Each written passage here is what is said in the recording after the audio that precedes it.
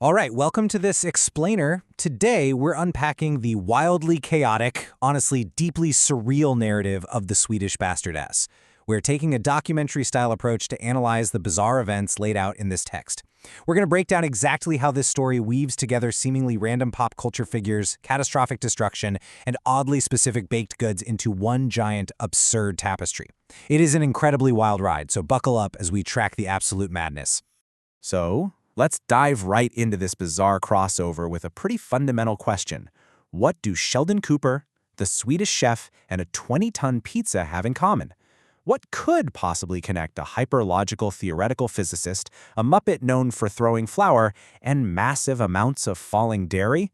Well, the answer serves as the foundation for the absurd escalation we're about to witness. In a normal story, these elements would literally never meet, but in the world of the Swedish Bastardas, this is just a regular Tuesday. To even begin to understand how we get to the giant pizza, we have to establish the framing device for this whole thing. The text drops us straight into a dim, subterranean basement in Duluth. It's a crowded, neon-lit room where characters like Sven and Olaf are quite literally lounging on a giant leather couch, sticking their tongues out to taste the, quote, Duluth moisture. It's an incredibly strange sensory detail to start with, right? Especially when you realize the rest of the room is filled with characters demanding soft candy and proper Scandinavian cocoa confections. And honestly, this just brilliantly illustrates the dizzying scope of this crossover. I mean, look at this roster. We've got Scratch Cat frantically coding on a retro laptop, sitting right next to figures from vintage 1972 counterculture animation like Fritz the Cat. You've got characters like Nano and Ernie Biscuit casually eating rock-hard biscuits, while young Max and Maximer Homerson are randomly shouting Bazinga at full volume. It places internet memes, classic animation, and talking sausages right next to each other. It's a total collision of different media universes all gathering together to demand a story, giving us this perfect snapshot of internet-era mashup culture.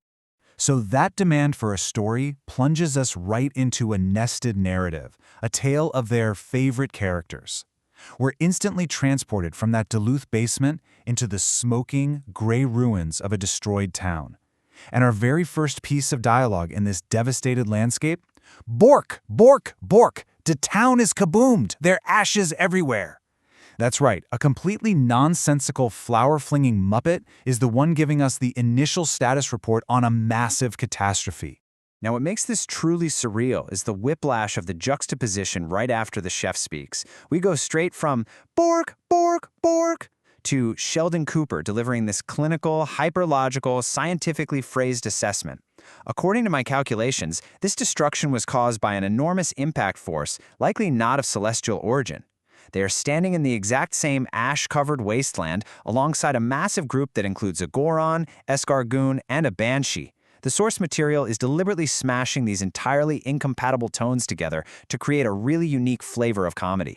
Instead of weeping over these ruins, this eclectic group decides to seek out a prize. This is where the narrative explicitly forces high fantasy tropes, magical tracking radars and mystical spirits, to just violently collide with mundane pop culture. They commandeer a massive steam locomotive driven effortlessly by Ferb Fretcher while the Swedish chef hurls pie ingredients right into the boiler. It is the ultimate internet fever dream, literally a mechanical steed charging headfirst into absurdity. So, the really crucial point here is understanding the breakneck pacing of this destruction. Notice how rapidly the devastation escalates, and get this, it all happens essentially on day one, back to back. We go from vehicular manslaughter with a train crashing into a fortress, to a 20-ton pizza dropping from the sky, a dragon attack on a city, a meteor obliterating a cavern, and finally a giant bagel taking out Rocky and Bullwinkle. The narrative does not give you a single second to breathe. Let's take a closer look at that first major event, the Great Pizza Catastrophe.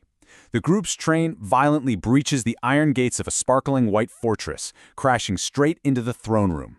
This initiates a sequence of events that completely redefines the concept of a castle siege. They aren't met by knights in shining armor, but by something far more bizarre guarding the royal crown. As we break down these combatants, things get even weirder. The lone defender is Sierra, a muscular cow who looks suspiciously like a 90s cable animation character swinging a halberd. The attackers, Hammerhead, Banshee, and Rockhoof, use a mix of sonic screams and steel forehead bashes, but actually, standard attacks are rendered entirely obsolete when a spatial anomaly opens in the sky above the roofless castle. The ultimate weapon isn't a sword or a spell. It's a colossal 20-ton deep dish pepperoni pizza that drops directly onto the fortress, collapsing the marble pillars under the sheer weight of boiling sauce and extra cheese. Covered in mozzarella and fleeing those tomato sauce ruins, the characters trek onward. They enter a new settlement, totally hoping for a reprieve, right? But instead of safety, they manage to trigger yet another deeply specific apocalyptic event almost the second they arrive. This new location is Mini Hopsa. It's a lush, magical metropolis that basically serves as a beautiful blend of Scandinavian timber framing and high fantasy spires. Naturally, the citizens of this lush metropolis are furious. They attempt to hold our protagonists accountable for the cheese apocalypse, demanding their arrest for destroying the royal castle with fast food. However, before the judicial proceedings can even begin, the sky turns a sickening emerald, and the trial is rudely interrupted by a massive, scaly beast. The dragon swoops down, but instead of your traditional red fire, it belches this roaring stream of bright green flame. And as Rakuf points out, by the strength of my ancestors, that flame has remarkably specific borders. The fire does something literally impossible. As it burns through the timber buildings, the green flames miraculously shape themselves into the exact geographic outline of the state of Minnesota. It is a stunningly specific and absurd visual gag. A giant grid of neon green state borders burning down a fantasy city. Pursued by this Minnesota-shaped fire, the survivors flee into a dark, damp cavern filled with gold. They know they've got to neutralize this dragon, which followed them and is now just resting on the horde.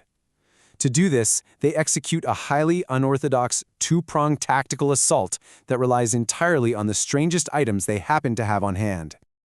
Here's exactly how this tactical masterpiece unfolds. Step 1. Turkey Lurkey distracts the beast by throwing a dozen rock-hard biscuits, apparently the ultimate dragon delicacy, which it happily crunches up like granite. Step 2. While it's distracted, the Swedish chef sets up a portable projector on the limestone wall and plays the Adam Sandler film Wonder the Dog. The bizarre comedic performance of a cartoon golden retriever completely paralyzes the dragon, leaving it spellbound and purring. It's a moment of total triumph. The characters actually observe that the plot of Wonder the Dog achieves surprising cohesion. But naturally, just as they celebrate their victory over the dragon, a whistling screech echoes from above. A gargantuan, white-hot meteor smashes straight through the roof of the cavern. In a blinding flash of light, the dragon, the entire group of favorite characters, literally everyone, is instantaneously erased from existence. With the main cast completely obliterated, the chaotic baton is briefly passed to Rocky and Bullwinkle, who are inexplicably floating on a cloud right above the meteor crater. They have just enough time to laugh and mock the dead before the universe strikes again. A massive, hard everything bagel flies through the air at supersonic speed, hitting them both and knocking them into the abyss, which gives us this incredible final line from the dream sequence. Wah! Cut down by a breakfast item. Now we drastically shift our pace and tone as the text reveals its twist ending. Just think about the stark contrast between these two realities. The chaotic dream reality, the dim basement, the flying deep dish pizzas, the meteors and the bagels, it was a complete illusion. The actual reality is a luxurious, sunlit upper-floor living room on a totally peaceful afternoon. Yep, all that escalating absurdity was simply a collective nightmare. Sven jolts awake, completely confused about the bagel. Scratch Cat realizes his laptop is closed and his code was just a dream. Helen pieces it all together. They all just fell asleep on a massive velvet sectional couch. The characters find ultimate peace in this waking world. Nano confirms the rock-hard biscuits are safe in his pockets, and Grisieri the pig gets to enjoy a real glass of fizzy ginger soda leaning back into the warm sun. As we wrap up this explainer, I want to leave you with a final thought to ponder. The text uses surrealism and a collective dream state to smash completely unrelated pieces of media together. It really asks us to look at how our brains process the massive, chaotic soup of movies, memes, and cartoons we consume daily. When the Swedish chef, Sheldon Cooper, and a 20-ton pizza share the same stage, it shows us just how beautifully weird our shared pop culture subconscious truly is. Thank you so much for joining me on this deep dive into the absolute madness of the best artists. Keep exploring, keep questioning, and I will see you in the next explainer.